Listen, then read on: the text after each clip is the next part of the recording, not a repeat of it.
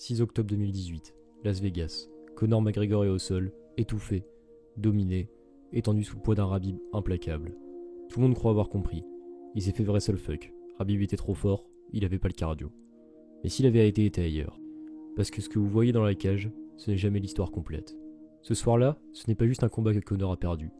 C'est des semaines entières de fatigue nerveuse, des erreurs invisibles dans sa préparation, un mental fracturé par la pression et les distractions. Il n'est pas le seul. Chaque année, des combattants soi-disant prêts s'effondrent. Pas parce qu'ils sont moins bons, mais parce qu'ils ont perdu avant même d'entrer dans la cage. Le MMA, ce n'est pas que des frappes, du sol ou des highlights. C'est de la stratégie, du mental, de la récupération, des choix. Et souvent, ce sont ces détails qu'on ne voit pas, qui décident de tout. Alors aujourd'hui, on va parler des vraies raisons. Celles qu'on ne voit pas dans les slow motion. Celles qui sabotent les champions, celles qui font tomber les rois. Bienvenue sur Art et Violence. Ici, on ne se contente pas d'analyser ce qui brille, on explore ce qui casse, ce qui dérègle, ce qui s'effondre. Et si vous pensiez savoir pourquoi les combattants perdent, accrochez-vous, parce que la vérité est souvent invisible. Premièrement, parlons de l'illusion de la forme physique. Un combattant peut avoir l'air parfaitement affûté en apparence, prêt pour la guerre, et pourtant subir une fatigue profonde. Une usure invisible accumulée au fil des semaines et des mois d'entraînement intensif. Cette fatigue cachée ne se révèle souvent que lorsque c'est trop tard, en plein combat. José Aldo en est l'exemple parfait. Avant son affrontement historique contre Conor McGregor en 2015, Aldo a vécu un camp d'entraînement prolongé par des blessures, ponctuées de stress intense et de pression médiatique. Résultat, il est entré dans l'octogone en apparence solide, mais intérieurement épuisé, son système nerveux fragilisé. En seulement 13 secondes, la moindre erreur amplifiée par cette fatigue profonde lui coûte son titre et sa réputation. Prenez également Luke Rockhold lors de son combat contre Michael Bisping.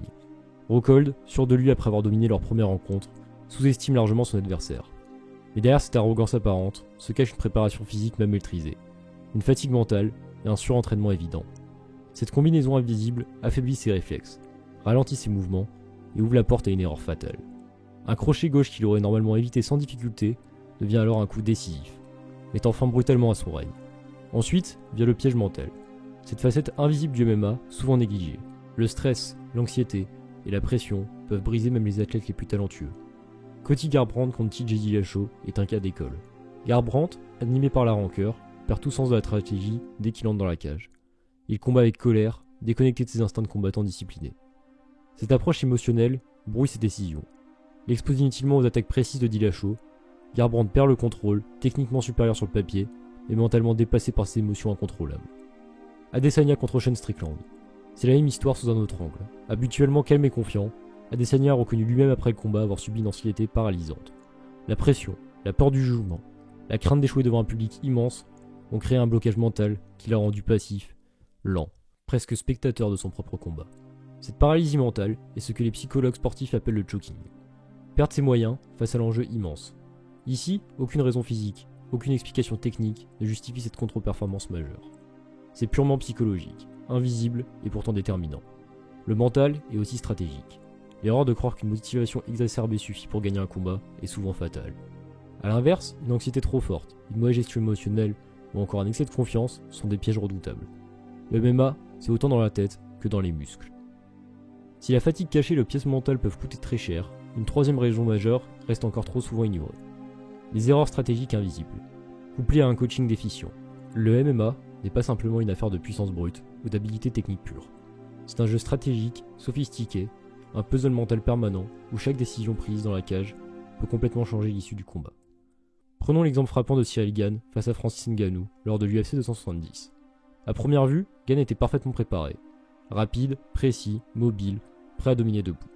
Pourtant, lorsque Ngannou décide stupidement d'utiliser sa lutte, tout bascule. Et c'est exactement là que le manque d'adaptation stratégique apparaît au grand jour. Gane, bien qu'excellent combattant, est laissé sans réponse.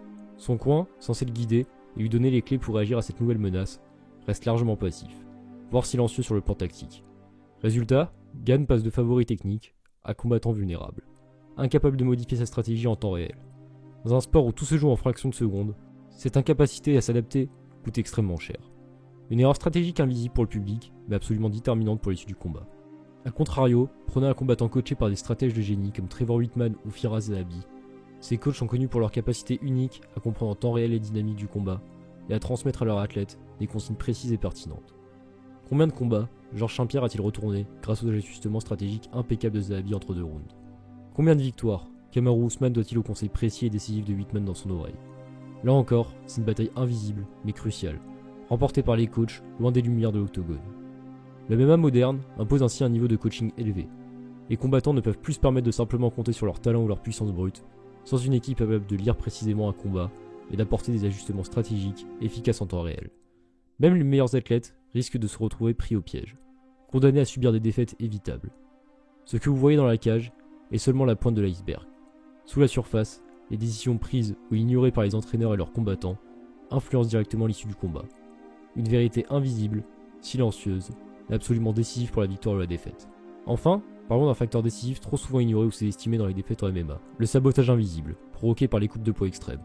Aujourd'hui, dans ce sport où chaque kilogramme compte, presque tous les combattants subissent une transformation physique radicale dans les semaines ou même les jours précédant un combat. Ce que beaucoup ne comprennent pas, c'est que ces coupes brutales peuvent ruiner toute la préparation physique et technique d'un combattant, l'affaiblissant profondément au moment où il a besoin d'être au sommet. Prenons un exemple parlant, TJ Dillashaw contre Henry Cejudo. Avant leur affrontement en poids mouche, Dillashaw, déjà mince en bantam, subit une coupe de poids extrême pour descendre d'une catégorie. Visuellement, tout semble parfait. Il est affûté, découpé, en apparence prêt au combat. Pourtant, sous la peau, c'est un désastre physiologique. La déshydratation extrême provoquée par cette coupe brutale affecte profondément sa capacité à encaisser les coups, ralentit ses réflexes et compromet son équilibre hormonal. Face à la vitesse et à l'explosivité de Cejudo, chaque fraction de seconde de retard devient cruciale. Résultat, Dillashaw est mis KO en seulement 32 secondes. Lui-même surpris et incapable d'expliquer ce qui lui est arrivé. La réalité invisible de la coupe de poids venait de frapper violemment. Autre cas emblématique, Alex Pereira en middleweight. Pereira était redouté pour sa puissance explosive et sa précision chirurgicale et son physique imposant. Mais ce que peu voient, c'est que derrière cette puissance spectaculaire, se cachait un corps soumis à des coupes de poids répétées et extrêmement éprouvantes. Lors de ses derniers combats contre Adesanya, Pereira pesait environ 100 kg hors du combat, en train de perdre près de 16 kg pour atteindre la limite des middleweight. Même si cela semblait lui réussir initialement, cette coupe de poids extrême fragilisait progressivement son endurance et sa capacité de récupération lors de leur second affrontement. Cette vulnérabilité invisible éclate au grand jour. Adesanya, frais physiquement et mieux hydraté, le surprend par sa rapidité et le met KO d'un contre violent. Pereira, d'ordinaire si solide, tombe, victime de ce sabotage silencieux, invisible, mais brutal que son corps subissait depuis trop longtemps. Pour comprendre l'ampleur réelle de ce problème, il suffit de regarder les effets physiologiques concrets d'une coupe de poids excessive. Réduction drastique des performances physiques et cognitives, baisse d'endurance, fragilisation du cerveau face aux impacts répétés, et surtout un temps de récupération considérablement prolongé. De nombreuses études ont d'ailleurs montré que des coupes trop violentes peuvent diviser par 2 ou 3 les performances cardio-respiratoires d'un athlète lors du combat. Ce sabotage physiologique est presque toujours invisible aux yeux du grand public, qui se concentre uniquement sur ce qui se déroule dans la cage. Pourtant, il joue régulièrement un rôle déterminant dans les résultats des combats les plus importants. Aujourd'hui, certains combattants commencent à comprendre l'importance cruciale de mieux gérer le poids et choisir parfois de combattre dans des catégories supérieures. À l'image de Robert Whittaker ou d'Austin Poirier, ils savent que sacrifier quelques kilos de masse musculaire est un prix minime à payer en échange d'une amélioration considérable de leur performance globale. Ainsi, les coupes de poids extrêmes restent l'un des pièges les plus dangereux, sournois et invisibles dans le MMA. Une raison cachée mais décisive, capable de saboter brutalement les efforts d'un athlète, même parfaitement préparé. En conclusion, si t'es encore là, c'est que tu sais qu'une défaite, ce n'est jamais juste un KO ou une clé de bras. C'est souvent ce qu'on ne voit pas qui décide de tout. Une coupe de poids mal gérée, un mental fissuré, un coin qui ne dit rien quand tout part en vrille. Dans ce sport, t'as pas toujours besoin d'être moins fort pour perdre. T'as juste besoin d'être un tout petit peu moins lucide au mauvais moment. Moins lucide, moins frais, moins bien coaché. Les vrais combats, ils se gagnent avant. Dans les choix d'entraînement, dans le sommeil qu'on sacrifie, dans le chaos qu'on apprend ou pas à maîtriser. Alors que tu sois combattant, coach ou juste passionné, apprends à lire entre les rounds, à voir ce que la highlight ne montre jamais, parce que dans ce sport, l'invisible est souvent plus brutal que le visible. Merci d'avoir suivi cette vidéo jusqu'au bout. Si elle t'a appris quelque chose, partage-la à un pote, un coach, un partenaire. Et abonne-toi à Arrêt Violence. Ici on ne raconte pas des légendes, on décrypte la réalité. Celle qui fait mal, celle qui t'élève, celle qui te fait vraiment progresser. Reste fort, reste lucide et continue à te battre avec ta tête, ton cœur et tout ce que t'as. On se retrouve très vite sur Arrêt Violence.